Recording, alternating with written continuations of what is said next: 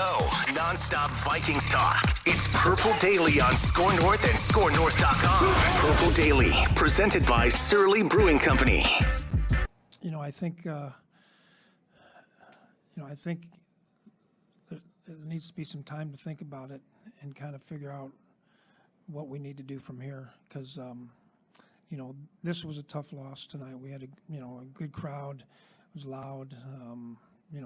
Home primetime game, and we had plenty of opportunities to win that football game, and we didn't do it. We played that clip on Mackey and Judd too. It's like, they're literally coming off a bye and a self-scout the week before the bye, but we just need some time to figure out what's going on. Dude. And what are you going to think about? God, well, he's going to have a lot of time at some point. But this is the third consecutive game. It's the first time that you've lost, but it's the third consecutive game in which you've melted down. Like, what's there to think about? The bye was to examine, oh my God, we barely got by the Lions and Panthers. How do we not repeat that, right?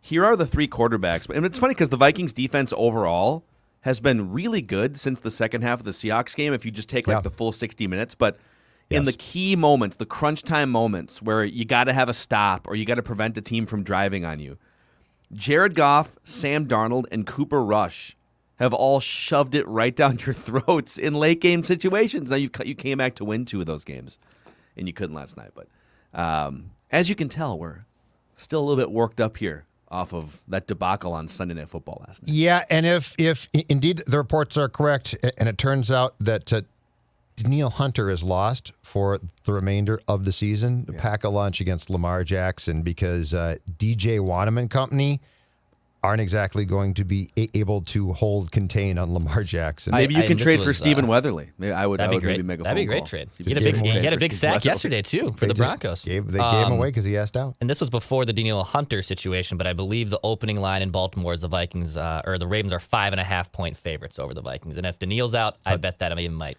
go up to 7. 6.5. Yeah. Nope, I think you're right, Dex. So if you missed it last night, and judging by the fact that we set a record for audience, not many of you appeared to miss it last night. But if you did, Vikings Vent Line you guys were great. You guys, I mean, like Judd and Declan were great too. But the audience, that's okay, and the Vikings fans just brought it last night.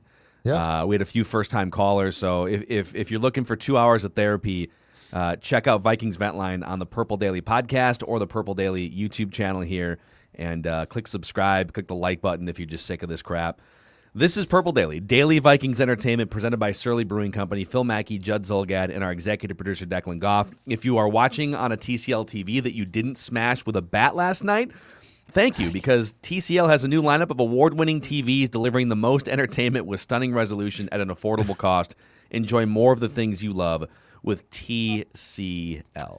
I did get some emails on the Vikings Vent Line. There were some TVs smashed from our audience. I have a couple pictures. Dude. Are you serious? Yes, we have a couple TVs sent you pictures? that were smashed. They cut me. One guy for sure, I got one in that sent me a TV smashed. Tweet them out. It wasn't Tim. Don't smash your TCL TVs unless you're going to buy another one. Because now they have a broken TV and they can go to TCL and get a new one. But yes, there are people that are breaking those off-brand TVs, and now they have a market for TCL. Score North Twitter. By all means. Tweet them out, Dex. Smash your off-brand TV with a bat and buy a brand new TCL TV. That's the new slogan. Yeah, here's my can of Surly, and I'm pissed. I'm going to smash my TV with it. All right, let's get it. Here we go. Now on Mackey and Judd. This chart makes it as clear as I can to you. The pie chart of blame. You want to blame somebody? The Rock knows how you feel about pie. All right, Judd Zulgad, you got the honors here. It's the pie chart of blame. After every Vikings loss, we dish out blame. And the clock has started. 6 seconds, 7 seconds. Here I go. I am going first. Pie chart of blame. Actually, you know what? This was such a putrid loss and such an embarrassing loss and such an inexcusable defeat that, number one, unlike Coach Zim, I don't need time to think about this. Number two, I decided to come up with a unique first-time Judd pie chart because I don't feel like this is one where I want to parcel out lots of pieces of pie. Really? Mm-hmm. No, I don't, because you know what? This one is simple. It is a collective meltdown from the people that, for the most part, matter most, in which they embarrass themselves thoroughly. Judd and I did the same pie chart. Judd and I did the same pie chart. So, like, if I was going to go Ole Udo, 10%, Ole Udo. No, screw Ole Udo. No. Screw that guy. For the first time since we started this, and to be clear, one of my favorite segments on our shows. I love the pie chart of blame. You know what? Pie chart of praise. Feel about pie. I am giving 100% of my pie to the Vikings' current construction and philosophy. Because let's forget about just dwelling on one game and being like Bashad Breeland, 25%, Cam Dantzler, 18%. The Vikings' current construction and philosophy does not work. Significant changes are necessary.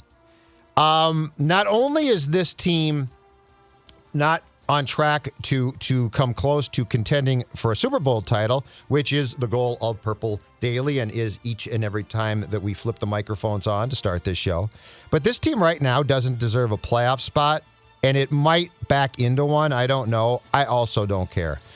But the current construction and philosophy of this franchise, which, by the way, at one point in time I sort of liked, and I do feel that they took a shot.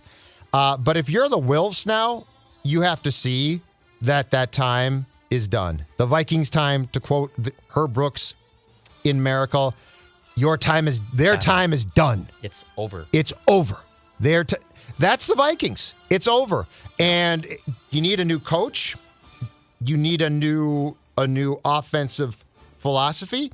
If that coach comes in and says, Kirk Cousins, I think I can make this work, I'd consider it. But my guess is that they will say it's time to trade Kirk, and that they will try and trade him to a team that he can work out an extension with starting in 2022 and get a fresh start and maybe succeed. I don't know. I actually don't care at this point in time. Rick Spielman, people are going to say, well, he should be fired too. I don't know. I don't know if we're going to go for the trio of everybody gone. But what I do know is things have to change. And because of that, I'm not going to divvy up a piece of pie, a little bit here, a little bit there. I think today is a day to celebrate the end of an era by saying construction philosophy is 100% to blame now for what we're seeing. The Rock knows how you feel about pie. Yeah. That's it. 3:24. Yeah, 3 minute, 24-second pressure. It's simple. But yeah. It's so simple this time. I'm not seriously. What's the point? It's not working, and it's not. And I will say, there's a chance they're not going to lose out or anything. Like they're probably going to still finish with 8 or 9 wins or whatever. But they might back in, Phil. Absolutely. The NFC is a dumpster fire. The NFC is there might be an 8-win team that gets into the NFC right now, and so it's when you say it's not working, it's not working on the level of Super Bowl contendership, which is the entire goal here. Sometimes I feel like people forget what the goal is. On our show, we make it very clear. We want the Vikings to win a Super Bowl before we die. That's our mission statement here. But I feel like the Vikings spend so much time, and a lot of fans do too, agonizing over the bare minimum expectation and the bare minimum bar to meet, right? Well, how can they get to 9 wins and barely save jobs and barely get in and then get their asses kicked on the road in the second week of the playoffs or whatever it is, right? Amen. Aim higher. And last night, God, the Cowboys deactivated one of the best quarterbacks in the NFL. It's home. And you even heard, I think it was Justin Jefferson a few days before this game saying Sunday night, when they thought Dak was going to play, they were saying, Sunday night is a chance for us to show why you can't count the Vikings out. This is a national stage. This is our chance. And you lost to Cooper Rush. Yes. And you weren't prepared. That's the thing, too, is you were not prepared. It's just over. You took a shot. In 2014, you did the right thing, too. You got a coach who could stop quarterbacks at that time. And you had your shot. You took it. The problem now is if this continues beyond 2021, you're going to cross into a very dangerous territory of being so outdated that you're just going to get bad, and then you're going to be forced to make a change, and it's going to be a complete dumpster fire. We're getting there, but we're not there yet. So cut it off.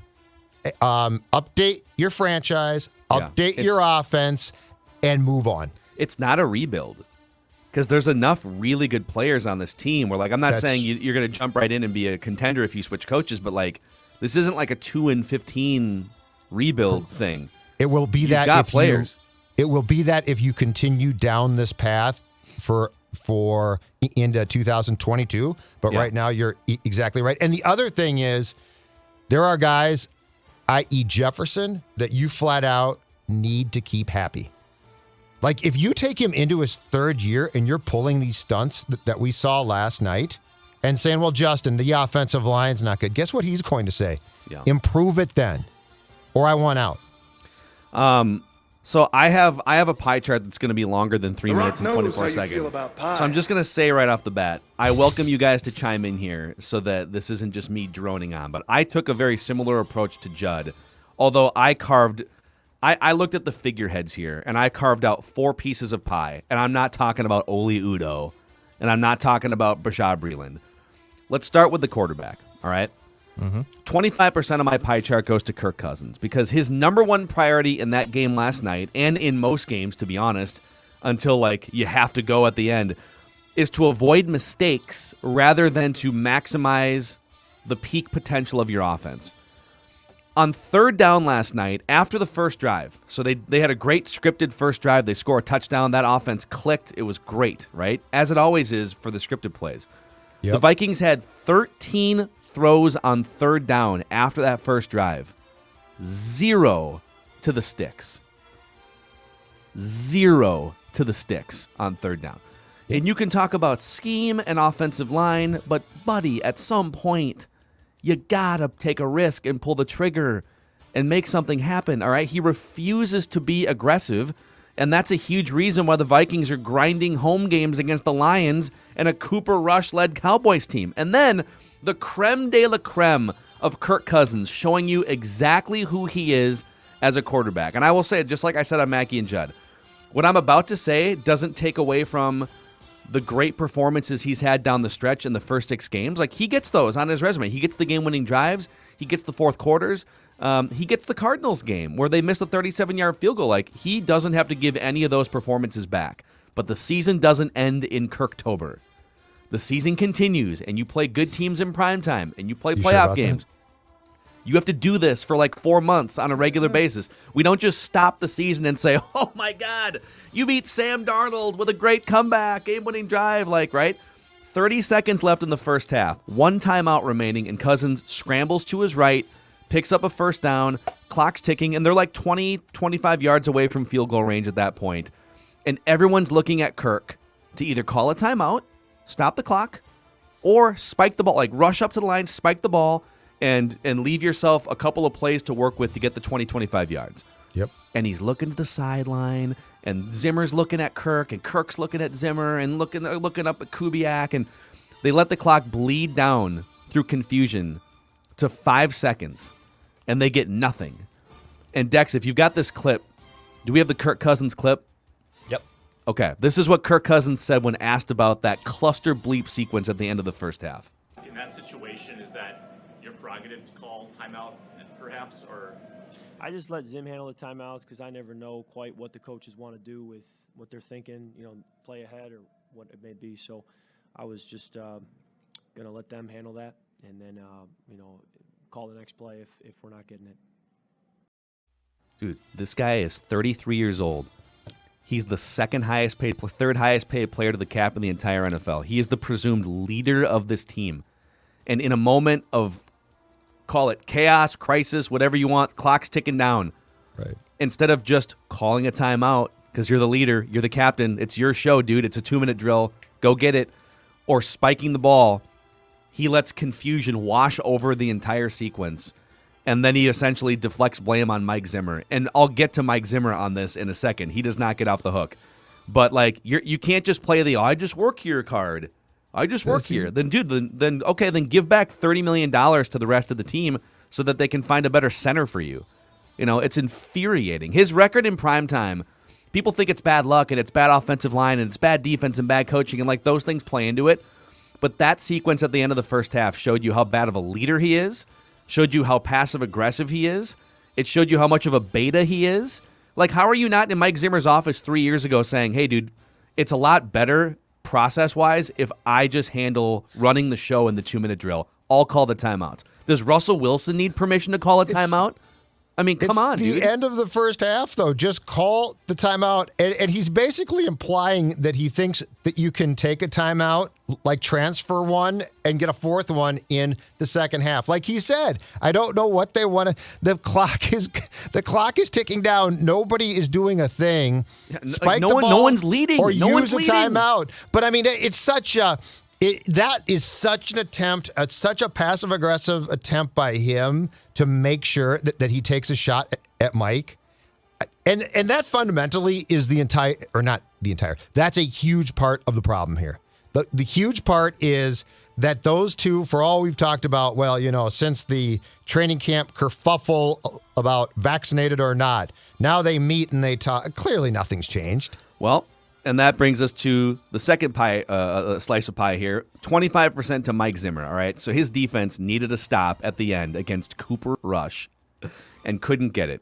Yep. And then the final march down the field for the Cowboys, and Mike Zimmer loses his mind and calls back-to-back timeouts in a panic. And after the game, he basically said, "I just forgot that we had called a timeout." He basically said, "I spaced out and forgot that you couldn't call back-to-back timeouts." And so he kind of owned it for a second, but then he said, the official isn't supposed to grant you the timeout in that situation because you're not allowed to call it. But it's not really his fault. And then he said, someone, an assistant or somebody was yelling at me to call a timeout, and so I did. Dude, who's the head coach? Who's the one, who's leading in those situations? Or are you too busy obsessing over the next defensive play call and you can't think about things beyond the play call? You can't think about game situation, right? What's more important? The question. Yeah, what's more important in that situation? You calling a defensive play or you knowing the grand picture of what's happening? And so, and then the fact that we also find out through Kirk's comments that he apparently doesn't empower his 10-year veteran quarterback to call timeouts and run the 2-minute drill by himself. Yep. It's on Kirk for not just being a better leader, but it's also on Zimmer for not empowering his guys. And so Zimmer, if everything holds, Mike Zimmer is going to wind up 17-43 against teams that finished the season with an above 500 record. That was a masterclass in incompetence last night by Mike Zimmer and Kirk Cousins.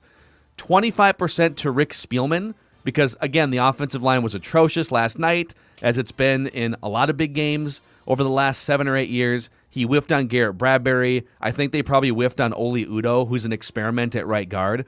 And he greenlit a rookie, and Mike Zimmer too here, but he greenlit a rookie offensive coordinator in a must-win season, and it's blowing up in their faces. And my final piece of pie here, 25% to the Wilf family for enabling and accepting a steady diet of mediocrity over the past 15 years, outside of 2009, where Brett Favre decided that he wanted to get revenge on the Packers twice, so he's got to play for the Vikings to do it, right? In 2017, where basically everything perfectly aligned across the entire roster with a backup quarterback. The rest has been a gravitational pull toward the middle of the pack, and the Wilfs seem to be fine with it because their stadium's packed on a week-by-week basis, and their franchise is worth $3.5 billion. So all four of my slices go to the four most important figureheads: ownership, front office, Mike Zimmer, Kirk Cousins. You can all wear this one. All right, 8 minutes. Very impressive. The Wilfs are, I don't think it's the stadium being packed. I think it's this. I think it's because they are such fanboys. I think it comes down to a fear that they are ever going to be truly bad. 3-13 scared them. It scared them because it wasn't fun. It stunk. And so they think that they would prefer to take the wins in like a 10-win season or 9 wins because they can celebrate those, and those are fun. I really think it comes down to far more them being fans and not getting that the mission needs to be, like, if you own or buy a business, you don't do it thinking, I hope we can be sort of successful, right? You're like, we're going to be billionaires. We're going to make as much money as possible.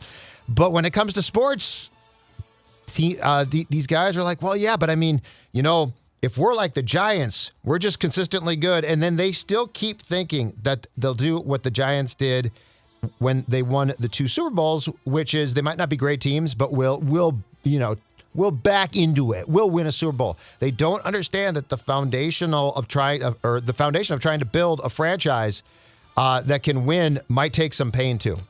They're also finding out too, like how impossible it is to build your success off defense. Daniil Hunter tore his pec. He's going to be out for the season again. Absolutely. Right? Like you lose two key pieces to injuries, and now your defense gets blown up. You need to find a high-powered offensive and passing attack that's sustainable over 5 or 10 years. The Cardinals have one now. The Packers have had one for 30 years. Yep. It's and we just sit here year after year just grinding out these stupid close games. The Rock knows how you feel about before we get to Declan's pie chart, Judd, why don't you tell the audience on a positive note? Yes. How you're losing so much weight these days? Well, that is a very simple question. And the answer is my friends at Livia Weight Control Centers. The pandemic pounds are peeling off. I started this process about a month ago, 240 pounds. I think it's the highest I've been in my life. Didn't feel good. Didn't look good. Lots of chins. Down now after a month, 223. 223. And I want you to join me. Here's the best part. Get the first 10 weeks for free. It is a limited time offer that ends soon. And again, first 10 weeks for free. All you have to do is go to livia.com or call 855-GO-LIVEA. That's 855-GO-LIVEA, livia.com. Check them out. Tell them Score North and Judd sent you. Support them. And most importantly, support yourself by making a change for the positive. Take those pandemic pounds off. Great time to get some structure before these holiday eating months. Also, if you're a head coach on a hot seat, we recommend Chill Boys underwear and long underwear. The most comfortable underwear you're ever going to put on in your life. Dex? I teed off at 9 a.m., 38 degrees in Somerset, Wisconsin when I teed off yesterday. It was cold. It was nipply. I had to pull a Teddy 2 glove situation. But most importantly, the under region, the long underwear of Chill Boys, not only kept me warm, helped me with my game, a nice little par on hole 1, set the tone for the rest of the day. Nice. And thanks to my friends at Chill Boys, I was comfortable and warm on probably the coldest and what will likely be the last round of golf of the season for me. So Chill Boys, thank you. Appreciate you. It's a Minnesota-based company. They care about one thing, your comfort. I've thrown away all of my non-Chill Boys underwear. It's the best decision. I've made a lot of good decisions. I love my wife. I love the fact that we've got Score North rocking, but I think Chill Boys is the best decision I've ever made. Chillboys.com. Great. Tell them Purple Daily and Mackey and The Rock knows how you feel about pie. All right, Declan, your pie chart of blame. All right, I am on the clock. I got 4 pieces of pie, and I'm going to start with a 10%er. And you might even say, why is this guy even making your pie chart? But I'm going to throw it out there because this is my pie, damn it, and I'm going to do this. Yeah, no one's stopping you. 10% of my pie chart of blame goes to C.J. Ham's existence. Wow. And poor C.J. Look, Ham. C.J. Ham, Wow. and I'm going to What do you channel mean, my dude? sports stat here. He just I'm works gonna channel my here. He sports just stat. works here. He literally just works here. Yeah. He's confused why he got targeted more than Justin Jefferson. He didn't in want that the game. ball. It was clear. He caught that one pass. He's like, no. I'm going to borrow a great Juddism, and I'm sure C.J. Ham is a great guy. In fact, I know he's a great guy. He's a great human All right, he's a being. great humanitarian. He's an awesome dude. But his existence makes it so frustrating for this offense. He's not a security blanket. I got to know what this is. I'm trying to still find the words to describe what C.J. Ham means to the Kirk Cousins and the Vikings offense. And I love me a fullback, but dude, why are we targeting C.J. Ham 3 or 4 times a game? Why is this happening? Don't blame the player. I am. Blame the coaching staff. And I will get there. I will get there in this pie chart of blame, but 10% does go to the fullback's existence, C.J. Ham. Why is this happening? He should not be getting targets. All right. He's caught, by the way, 6 passes for 26 yards this year, 4.3 yards per reception. God, dude. 30% of blame to the check down Charlie, that is Kirk Cousins. Even when the offensive line plays poorly, Kirk Cousins is still allowed to make up for things, and he refuses to do so. Yesterday, Kirk Cousins was targeting not just C.J. Ham, he targeted Luke Stalker. Have you guys ever heard of Luke Stalker before? I signed him, I think, and promoted him from the practice squad on Saturday. I thought that was a mistake. I thought it was one of those deals on the box score where, like, that must be a Cowboys player that's accidentally showing up on the Viking side of the box score. I had to click on him. I was like, who is that? Who is that? Luke Stalker. Luke. So Kirk is targeting C.J. Ham, Luke Stalker, Amir Smith-Marset, C.J. Ham, Alexander Madison.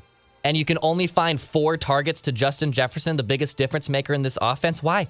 How does Justin Jefferson, the most important person and the most dynamic player on this offense, and arguably maybe even the league, and you only find 4 targets on him?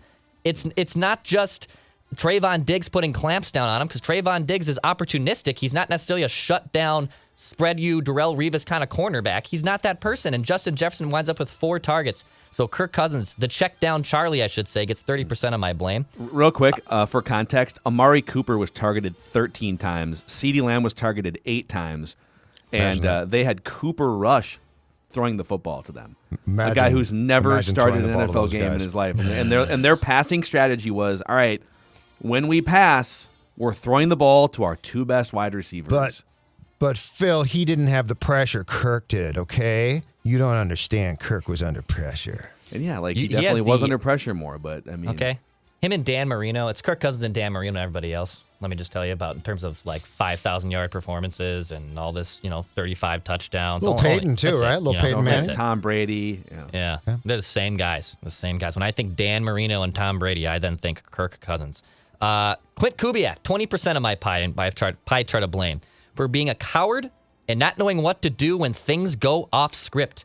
If football was just an opening drive and then that's the game, well, Klint Kubiak is Sean McVay, dude. He knows exactly what to do. He's the best OC in the league, but for whatever reason, he looks like Bill Musgrave with his little tiny play sheet the moment that opening drive ends. And he's not able to figure out ways to get Justin Jefferson the ball, Adam Thielen the ball, Klint Kubiak. And maybe this is Mike Zimmer setting him up for failure a little bit. It's handcuffed. Unfortunately for him, he is handcuffed to him. So they both kind of go down and go down with the Titanic. But Klint Kubiak does get 20% of my pie chart of blame. And then finally, 40%, the biggest chunk of my pie, going to Mike Zimmer, dude. Your defense allowed 400-plus yards to a quarterback that's never started an NFL game. At home, out of the bye week. It's inexcusable. It's done. When you're allowing 300-plus yards to Cooper Rush, you should be canned. You should absolutely be canned. Jared Goff almost staggered you. Sam Darnold, you allowed Sam Darnold, one of the most pitiful quarterback performances I've ever seen, to hang around. Mike Zimmer, you get 40% of my pie chart of blame. So to recap, 10% to CJ Ham, 20% to Klint Kubiak, 30% to the check down Charlie Kirk Cousins, 40% to the head coach Mike Zimmer. The Rock knows how you feel about pie. Poor CJ Ham. He's just like, I was just standing here, and next thing I know, I'm in a pie chart. Why am I in a pie chart? CJ Ham didn't ask for that it's smoke. Not my fault. Come on, man. Yeah. Sorry, buddy. Kirk threw him a ball that he didn't want. He's like, no, I'm covered. There's a guy on my back, literally. So there it is, your pie chart. And by the way, hit us up. You can either send us a note through the Score North app. There's a feedback tab. And I checked yesterday after Event Line. I had like 30 messages from people through the Score North app just bitching about this team. So we do read your comments, and we do incorporate them into Feedback Friday on Mackey and Judd every week. And you can also send us your pie charts in the YouTube comment section. But it's time here. That was the warm-up act. Now it's time for Surly Judd Must Be Furious. Thank you very much. Brought to us, of course, by our friends at Surly Brewing, the presenting sponsor of this very show, and Furious in particular, which I enjoyed a few of on Saturday while watching college football. All right. Gentlemen, I prepared something this time. I prepared something because that was so bad last night, I felt it deserved a special preparation of sorts, okay? So, Surly, you must be furious today. I would like to provide the post-game preach for members of Surlyville. The post-game preach. Isn't that already taken? Or is this is the post-game preach. Oh, that's the pre-game preach. Copyright infringement here. Okay. No. This is the post-game preach. This is original. This is my thing now, and all of you out there in Surlyville, I want you to listen closely because this involves you. You deserve so much better than the garbage you were forced to watch last night, and the only way to get that is to remember the feeling that we all have right now. This team is going to make at some point another meaningless run, get hot and tell us, I told you so. Do not believe them. For they are pretenders, for they are frauds, for they are done. They had their chance, and now it's done. Mike Zimmer needs to go, and the entire philosophy of how this organization operates needs to change. Until that takes place, nothing will. Disappointment will always be around the corner. Do not listen to those who preach false hope. They are false football prophets. They do not have football truth in their hearts. Your sports father does, and any question about what needs to happen has been answered. Grab a Surly and let's have a toast to the future. Wow. I moved. Oh, dude, I got goosebumps. Preach. I got the Holy Furious in my body right now, you know? Post-game preach. Whoa. Dude, you know what we need? We need someone, one of our loyal listeners here to Purple Daily. Will you be willing to baptize your child in Surly? That's what I want. That's a great idea. In the holy water of Surly Furious. Surly Furious. After a disappointing Vikings primetime loss. The baptism at the brew hall. We'll give you some merchandise, possibly. Your kid can have a hat. You don't want Judd handling your child, but like, No, you handle. No. A baptism, you hold the kid. I take the can and dump it on the kid's head. All right. Who wants to sign up? Just hit us up through the Score North app. So I got bad news for you guys. Every time the Vikings win a game, we also balance out by doing nitpicks. Mm-hmm. But every time they lose a game, we balance out by doing silver linings. Mm-hmm. And I know that this is going to be very difficult for everyone here after that debacle we saw last night. But we're going to start with Judd. You have to give us a silver lining off last night's Vikings loss. Honestly, it would be this. It would be the clarity. We now have clarity. We now know where, I told you guys after 6 games, I don't really have a good read on this team. They almost blew 2 games right before the bye, but they didn't, and Kirk actually looked good. And so I said, I'm very confused. And I thought when I said that, these next 4 games will tell us a ton. Well, last night told me all I need to know. And so I feel that I'm not being a smartass here. Silver lining from that is I know they need to make changes. And they don't have to do it today. They don't have to do it Wednesday. It can be done after the season. That's fine. But the clarity that losing to Cooper Rush at home with a team that's supposedly built around defense, that brings, it crystallizes to me that no matter what happens from here on out, how this team is trying to do things is passé, and it's basically cooked. It's done. What about you, Declan? Any silver linings? I'll go with this one. Xavier Woods looked damn good last night. He made some big time plays. Revenge game. Yeah. I'm a fan of the New Day. This is not the same guy from the New Day of WWE, who's the king of the ring, by the way. And for a portion, I was ready to make a statement on Mackey and Judd if the Vikings pulled off a nice win over Cooper Rush and the Cowboys, which did not happen, that Xavier Woods was the king of the defense yesterday and a version of the king of the ring. But that's my silver lining. I guess, Xavier Woods looked good. That was awesome. But that's all I got for you. Oh, my God. My silver lining is along the same lines as Judd. Now you know. It's actually, once you get over the initial sort of rage and anger and disappointment, just banging your head against the wall about the coach, the quarterback, everything, right? Mm-hmm. And you wake up, like I kind of woke up today and I was still definitely irritated and ready to spar here on Purple Daily and Mackey and Judd, but it's with full clarity. And it doesn't even matter, they're not going to beat the Ravens without Danielle Hunter.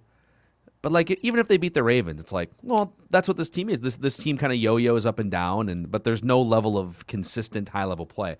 By the way, as our friend Patrick Rice would say, did you see the blockbuster trade that the Rams and Broncos just pulled off? Von Miller has been traded to the Los Angeles Rams for 2 second-day 2022 draft picks, according to Adam Schefter.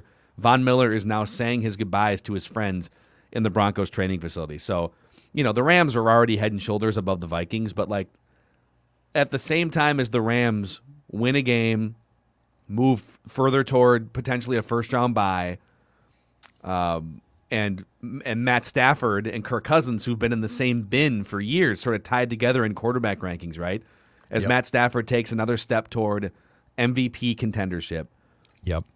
And the Vikings take a step back, losing to a backup quarterback at home. The Vikings lose their Hall of Fame caliber defensive star, and the Rams gain 1. So there's just it's clarity, man. There's no reason to even. The Vikings are under 500. They're almost halfway through the season. They lost Danielle Hunter. Mike Zimmer has no idea what he's doing. Kirk Cousins is Kirk Cousins. It's just, it's not a silver lining in I'm trying to make you feel better about the rest of this season. It's a silver lining for the big picture. That now you can move forward, whether you fire Mike Zimmer now or wait till the end of the season. You know now. Right. You know. And it's kind of peaceful. It's just you kind of know. You feel like you're just floating. I don't think the Rams have any draft picks left either. My God. No, they don't believe in draft picks right now. No, because He's the Chuck Fletcher of. They traded a bunch in the Jalen Ramsey trade to Jacksonville, right? Jalen Ramsey. And they didn't have a first-round pick for 3 years, something like that. Well, they're going for it. Good for them, man. Amazing, man. And again, thank you guys. Vikings vent line just exploded again last night, and it was the most in a 24-hour, almost not even 24, probably more like 15, 18-hour period.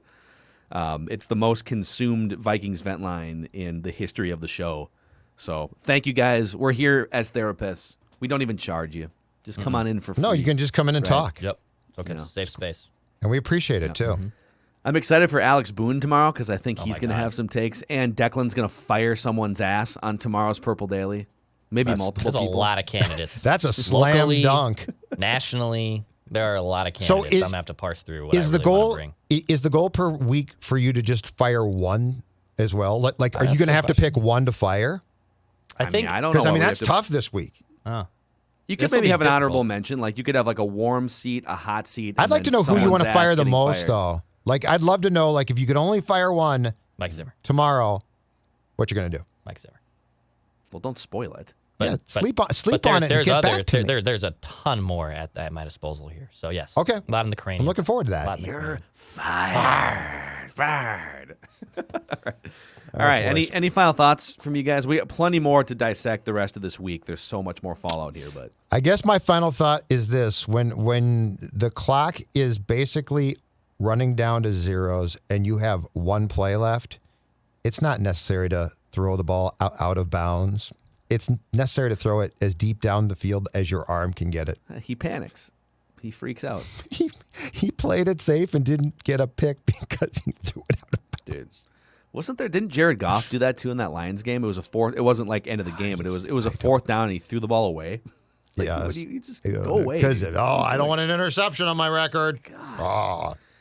Amazing. All right, that's a wrap here on Purple Daily. I should mention to our friends at Federated. What else, Dex? No, I was just saying you like that, as in. Got it. Sorry, I was just wagging the finger. Federated, been around for over 100 years. Vikings are way too risk averse. You can go too far with it, okay? But if you're looking for more risk management and protection, Federated's here to help you business owners out there with just a wide array of people, resources, tools. Federatedinsurance.com. And remember, at Federated, it's our business to protect yours. You like that? You like that? Now that's a wrap on Purple Daily, presented by Surly Brewing Company. Daily Vikings therapy, really.